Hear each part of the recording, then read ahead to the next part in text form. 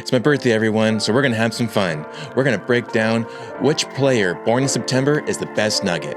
Let's find out. You're watching CS 105.1, where I talk about sports with good vibes. Let's get it.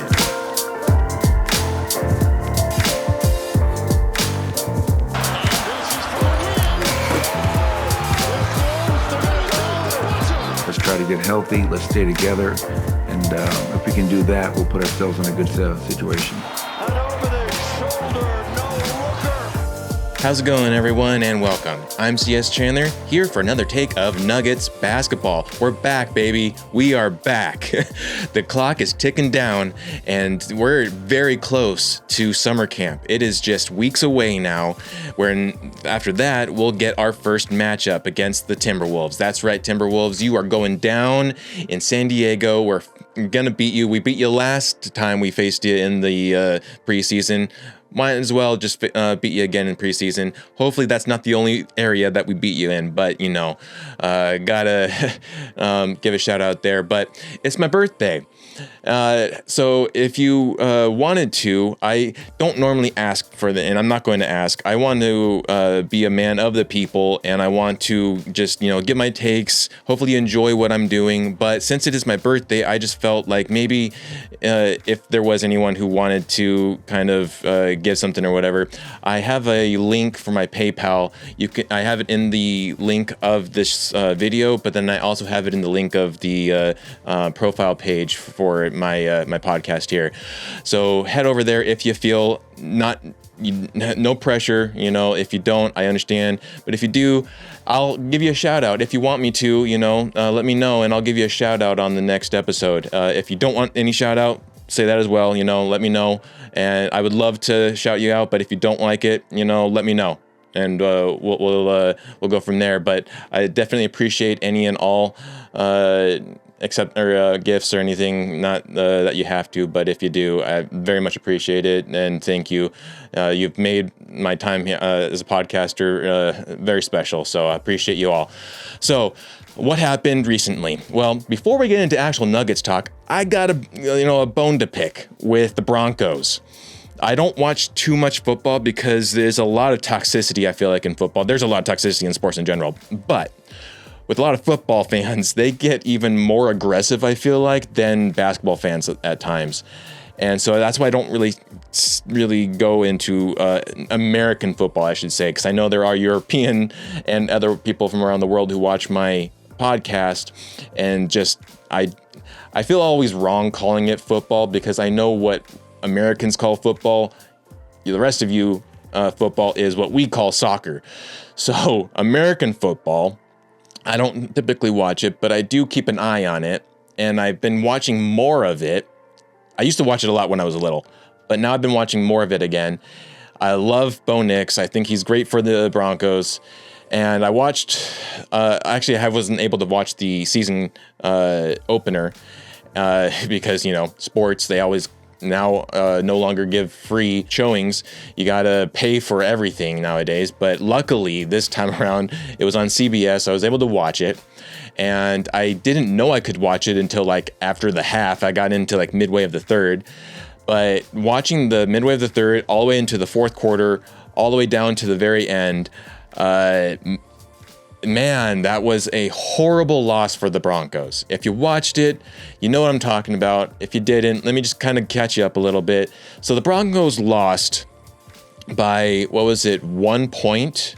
Yeah, it was 1 point. They lost in basically a field goal kick. And what happened was they were 60 yards, the Colts were 60 yards away from the goal line. And and it was fourth down with seconds left on the clock. So they ended up kicking it, and they missed. And so we thought that the Broncos won. And yet then the refs reviewed it and saw that there was player 92 had leverage. They called the leverage foul call on the Broncos, and it gave basically the Colts another chance to do a field goal kick. And where the kind of anger from the Broncos fans right now are thriving, and I completely feel it, is that there was no leverage foul called on a previous field goal that was made by Lutz that was actually the previous Broncos possession before the Colts took over, and then they missed. But the Colts also did a leverage, but that wasn't called, and so then the refs call it on the Broncos when the Colts are kicking. I understand that was complete BS. Calls by refs in general from whatever sport you're on need to be consistent. When they're not, that is the worst part of sports. You have the consistent calls, and then you don't get any kind of aggression from fans on the refs. You can just focus primarily on which team did better and what. Of course, refs are human. They have their own biasness. Even if they say that they're not biased, they are obviously biased. Otherwise, we wouldn't get inconsistent calls. And sometimes refs don't see it, and they can't go back afterwards, and like, oh, well, actually, on second thought, we're going to go back from 2 minutes ago. Now that I saw whatever, and you can't be challenging every single call, because if you did that, then the games would last way too long, and they're trying to speed them up, especially on network television or whatever you got to go on with the schedule. So I get it. But where I feel like, and this is actually what Sean Payton, the head coach of the Broncos, kind of main focus was that it's actually on the Broncos. Like, this weight of that loss is on the Broncos. And we've seen it many times as Nuggets fans with the team, that you just can't put yourself in those situations where a call from a ref will decide who is the winner. Like, the fact that the Broncos got down so much that they were only up by 2, and the chances of a field goal would make them lose the game, that is 100% on the Broncos for even getting into that position, because they actually did have several opportunities to get ahead more than just 2 points. The previous goal kick, even though there was leverage, the Lutz could have made it. It was well over. It actually just hit the pole and bounced off, but he could have easily have made that. And if they made that, then they'd be 5 points ahead. And so then a field goal kick would have done nothing for the Colts. They would have had to have gotten a touchdown to be able to win, and they weren't going to do that. So right then and there, the Broncos already lost that. But then you also had Bo Nix in the leading up to Lutz's field goal, had a lot of boneheaded plays that just kind of lost the opportunity for a field or a touchdown. And then also you got Dobbs, who spiked the ball after he caught it. He spiked the ball, and they called it a foul on him. And it was a 15-yard penalty. And then it was a 15-yard penalty at the end too, which made them basically move up ahead. So that was no longer a 60-yard field goal. It was like a 45 field goal, 45-yard field goal. And so obviously that's a lot easier to kick for an NFL kicker. So like, they're just like, whenever we think about sports, you can't put yourself in these positions that allows a ref's call to decide who's the winner and the loser. We've seen it with the Nuggets. I mean, unless you're, being reffed by Scott Foster, Scott Foster or Tony Brothers, the two worst NBA referees. Like, every time I see them, I groan because I can't stand either of them. But we've seen it before, and it just kind of more or less boils down to you just can't put yourself in those positions. So sucks that the Broncos lost. It was really exciting at the possibility of going 2-0 in the season. Now they're 1-1, but at least they do have that one, and they pretty much dominated the Titans. So, in that opening season game. So, there is opportunity still to gain ahead on the next game. There's always, the next game then to play better, and hopefully they don't make those bad plays. And it's really kind of funny because what I was hearing from the opening season game was that the Broncos offense wasn't there, but the defense was there, and that's how they won that game.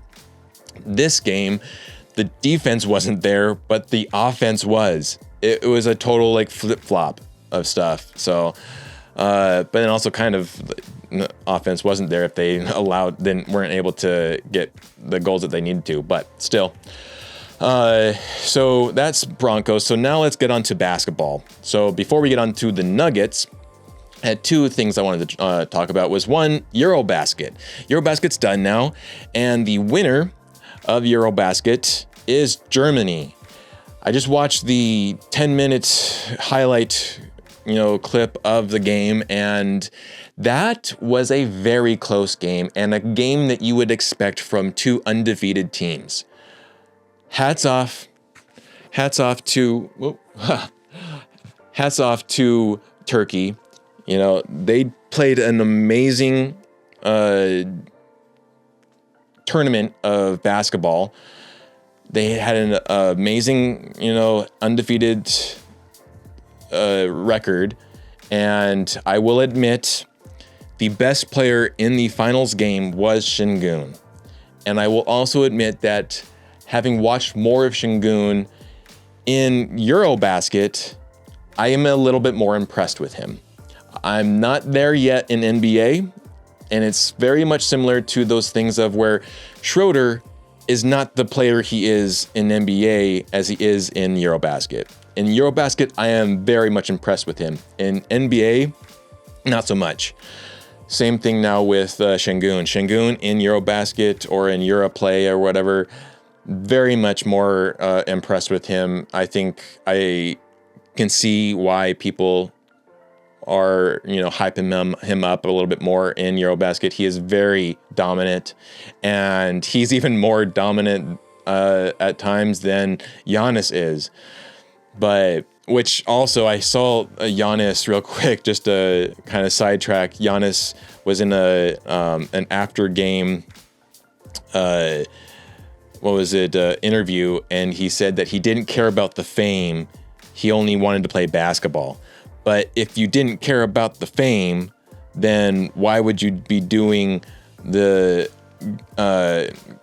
oil commercials, right? Castrol oil commercials.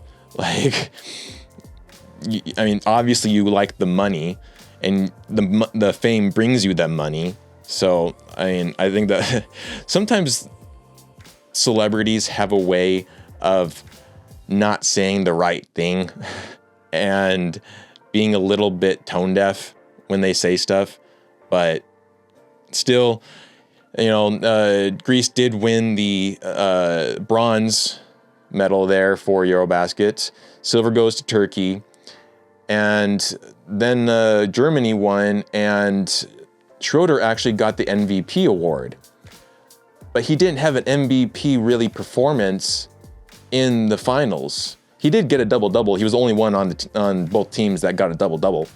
But he didn't really have a phenomenal, amazing point performance. I think his contribution to the team and the win and everything was more of just the impact on disrupting the defense, coordinating the offense, making the plays on the ground. Because I got 16 points, but the one that I'm really proud of is my man De Silva. And if you don't know, De Silva came from the CU Boulder, the Colorado Buffs. And so I, as a former Buff myself, have to give a shout out to De Silva. Congrats, De Silva. Buffs pride.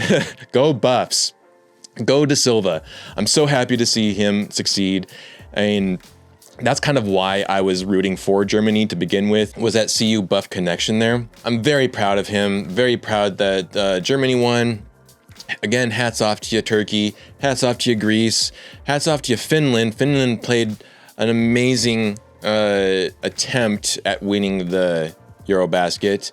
And, they got fourth, but they still did an amazing job. They, took out Team Serbia. So, that was very awesome job from them. And I'm sure we'll see more of cocky Slim Jesus soon enough, and not ready for it, but we're going to get it, and it is what it is. So the next thing I wanted to talk about is Adam Silver's remarks recently. So if you don't know, he was in a press conference and he said a lot of things, really. He said stuff on new rules, basically the heave rule that we already kind of knew ahead of time. I don't know why it's all news now, but I guess it's more official now that the heaves at the end of the quarter will count as a team percentage if it's missed, and then a player's percentage if it makes, I guess, or something like that.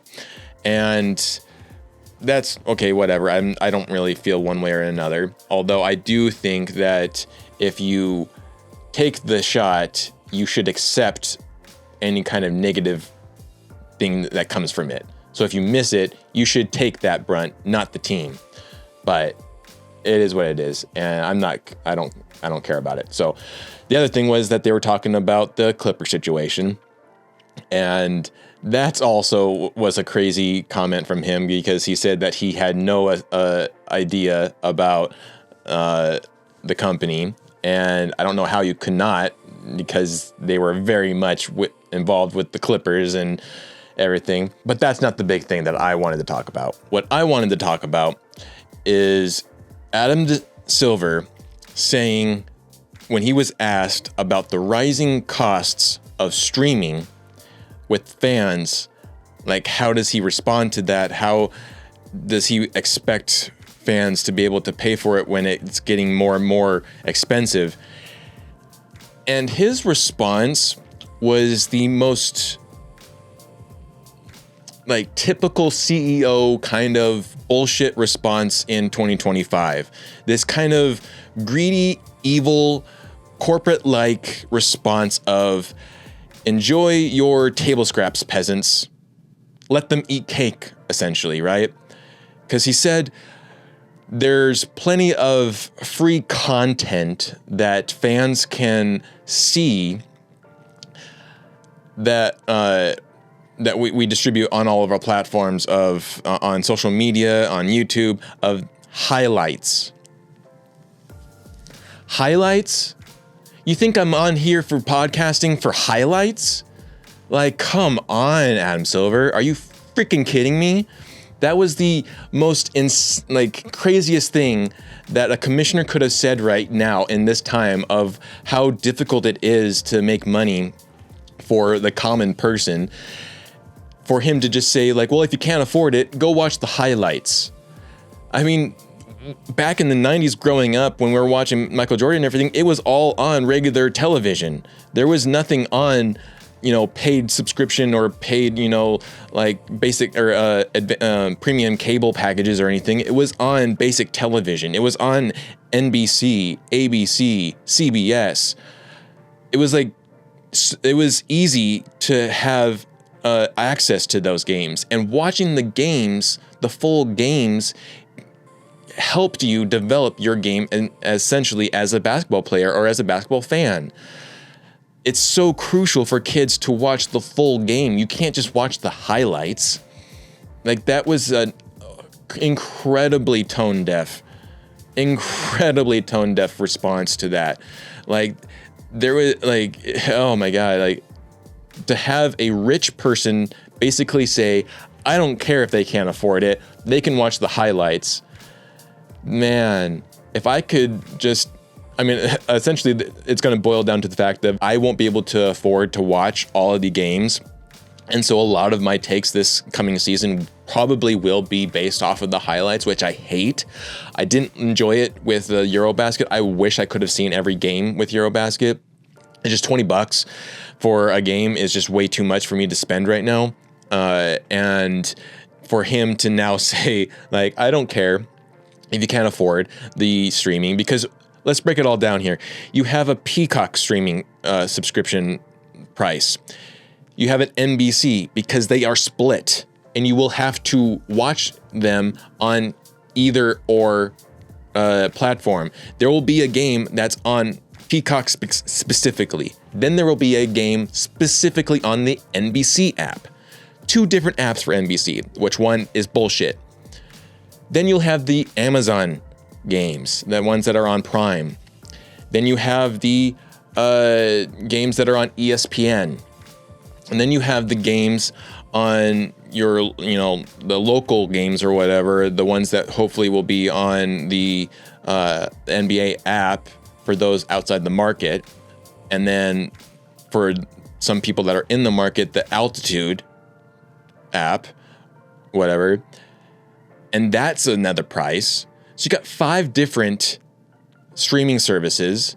I think I'm missing one. Oh, ABC. 6 services you have to pay for. Each one about $20. So come on, that's over $100 to stream just your favorite team and the games that they're playing, all 82 games. It's over $100 per month. That's insane. And he says, I don't care. Of course he doesn't care. He's getting billions of dollars already. But man, that really hit me. As soon as that hit me, I was just flames shot out. Are you freaking kidding me, Adam Silver? What a horrible human being. I can't wait for him to get removed from the NBA, man. Freaking Nosferatu sucking all the blood out of the NBA fans. Get the heck away from my sport. And that, I'm going to leave that there, So let me know what you feel in the comments, because I personally think that was a rotten thing for someone in Adam Silver's position to say. I get that he doesn't have to care, because this is already for 11 years. Ratings don't really matter to him. For 11 years, ratings won't matter. The deal that was made is for 11 years. So for 11 years, we have this, which is just horrible. But let me know in the comments what you think. Let me know in the comments too, EuroBasket, what you think. Again, props to Germany. But now I want to take a break, and I wanted to showcase a little bit of me and my work, essentially. So I made a highlight reel of my own work. And if you are in the need of a video being made, or of any kind of video that's corporate, that's music video, that's documentary, that's sports coverage, that's a short film, long film, documentary, whatever, let me know, and I would love to meet with you. And the contact's already in every single episode here. You can connect with me on X as well as Instagram. And then let's get to work. But I wanted to show you my reel here, and then we'll get into Nuggets players born in September. So check this out. Take 2. Yeah.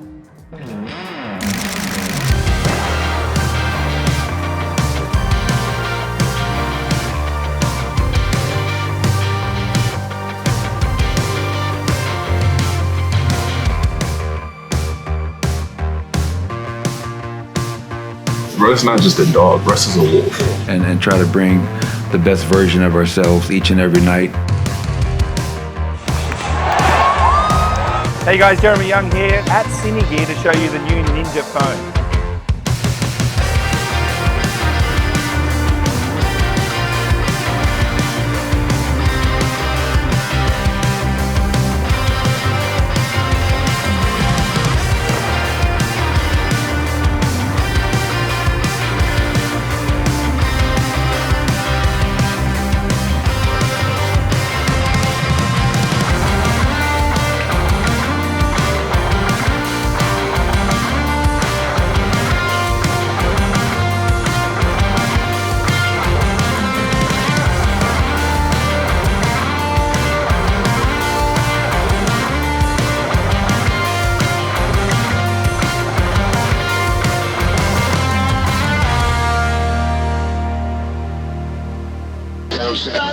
And there you have it. Again, I hope you enjoyed that. This is just a little taste of my work And if you are looking for someone to do a video for you, please get in touch with me. I would love to work with you. I'm not picky.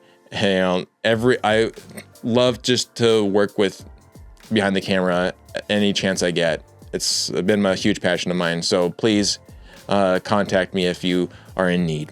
Now, let's get over to the bigger thing I wanted to do in this episode, because I felt like this was perfect for a birthday episode. And so essentially, I researched all of the former and current players, Nuggets players, and who was born in September. So I wanted to kind of go over them, review them, and then basically bestow who is the best Nugget born in September.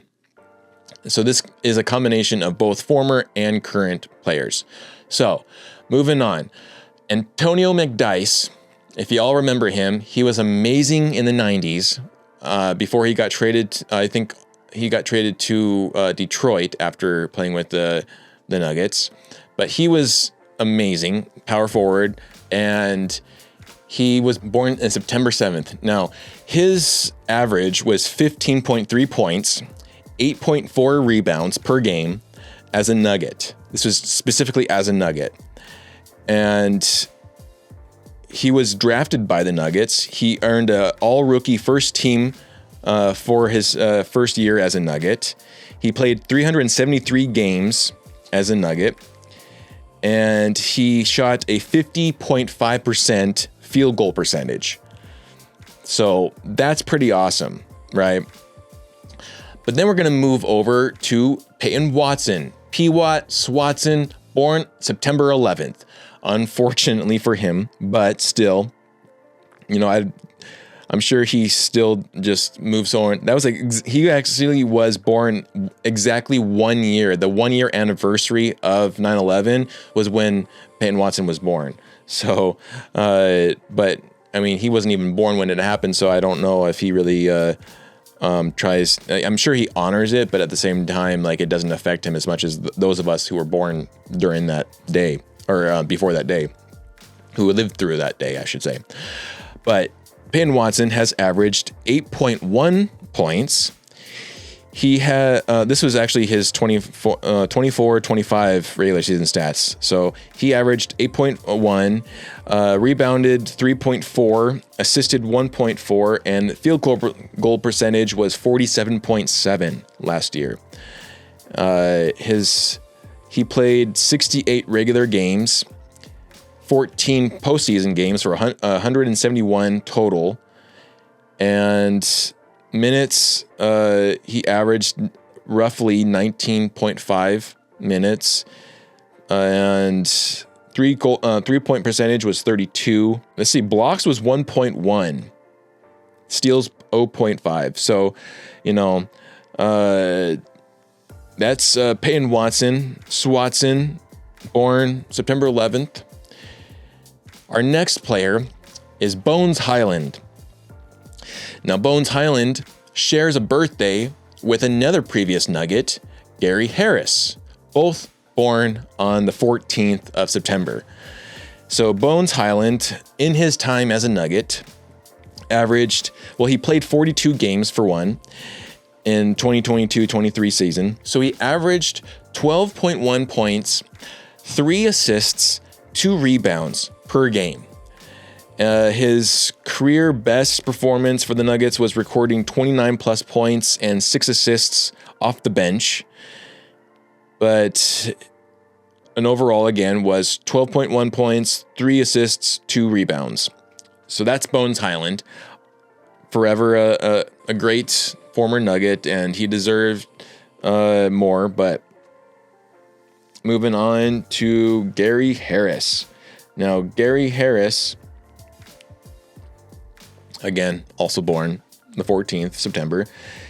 Very similar. He played 387 games as a Nugget. He averaged 12 points, 2.6 rebounds per game, 2.1 assists per game, steals 0.9, blocks 0.3.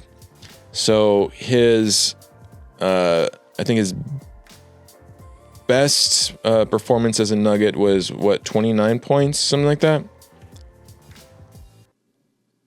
But Gary Harris, on his time from, he was a Nugget from 2014 to 2021.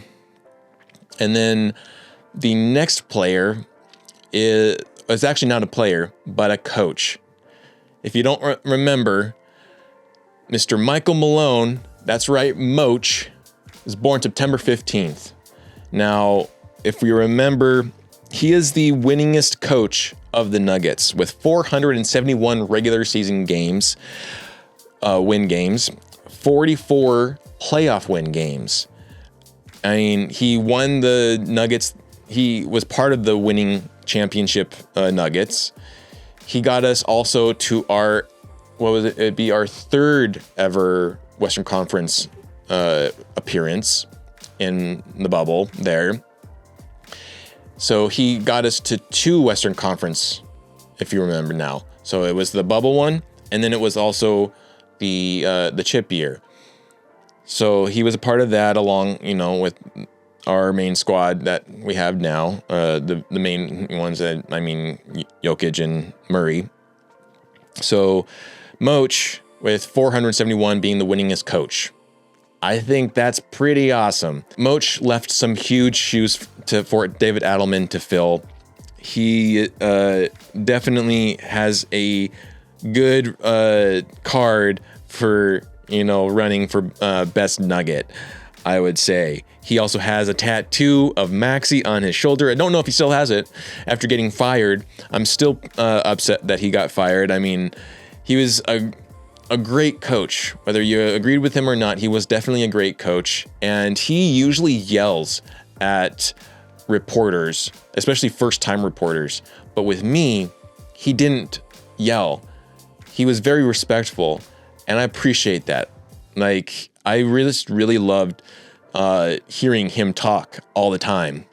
He's a very special on-camera persona. He tells it like it is.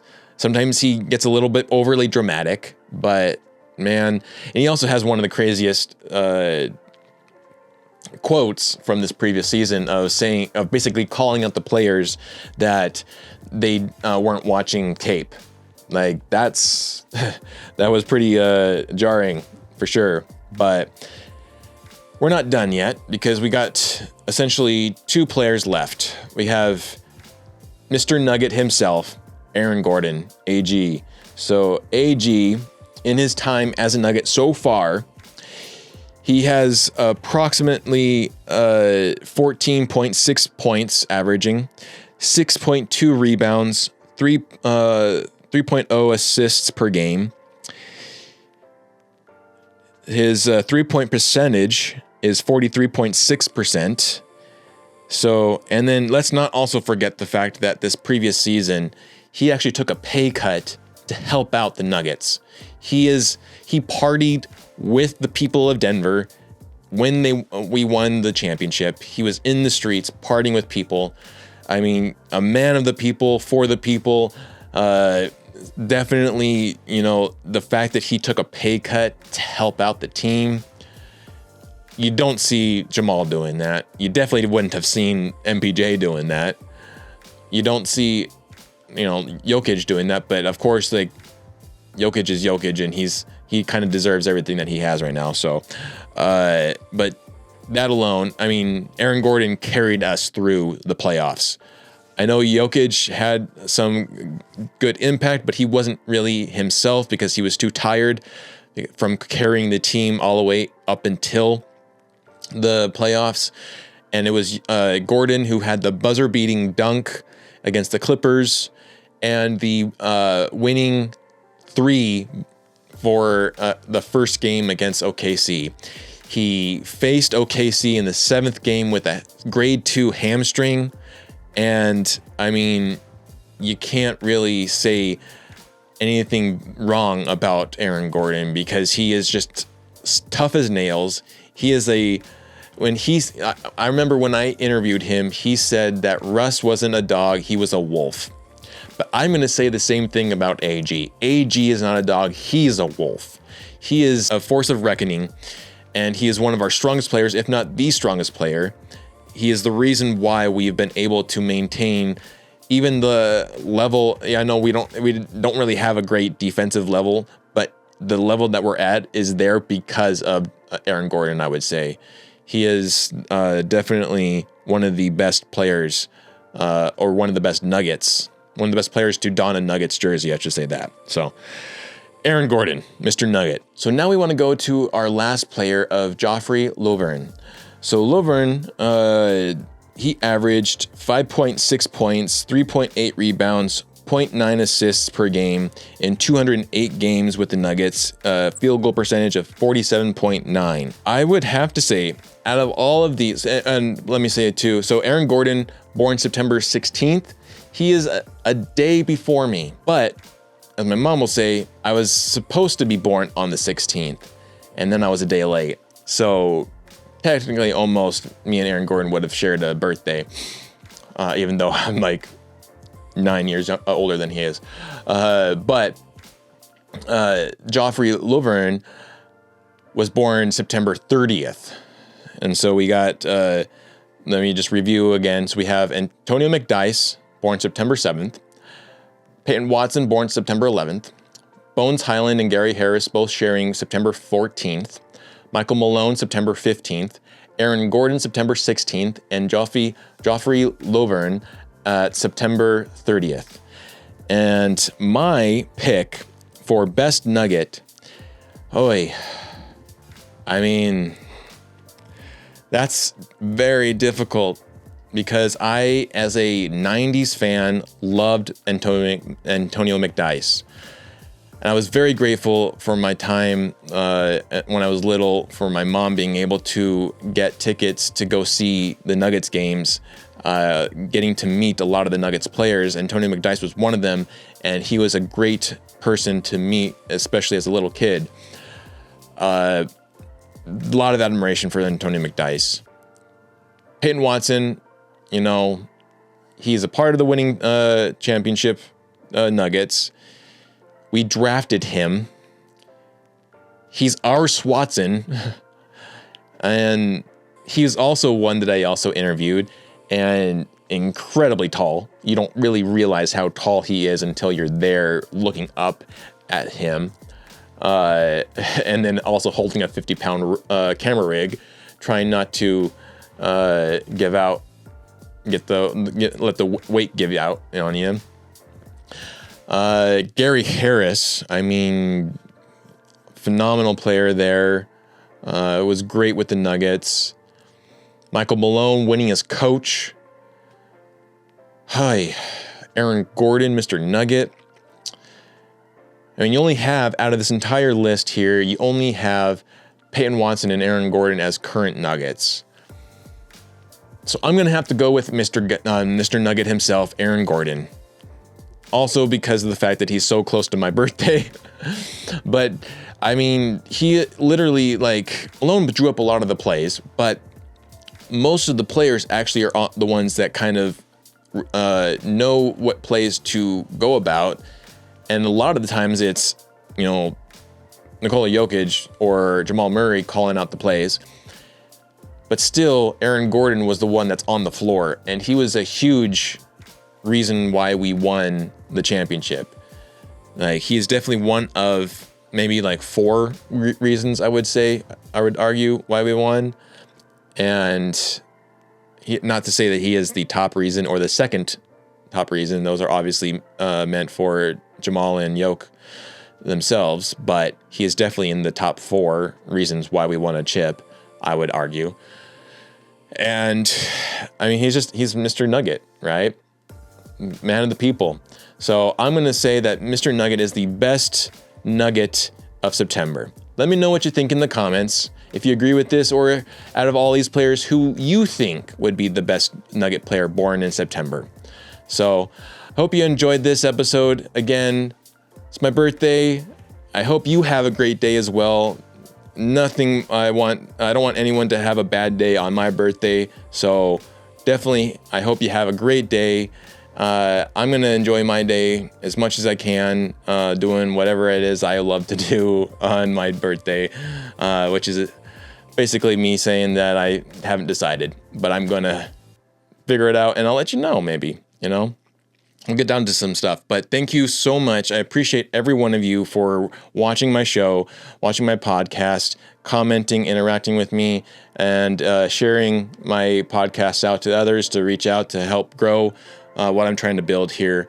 And just I really appreciate you guys. And again, if you need any videos, please contact me. Again, the contact is in the description below, as well as the PayPal link if you feel obliged or anything.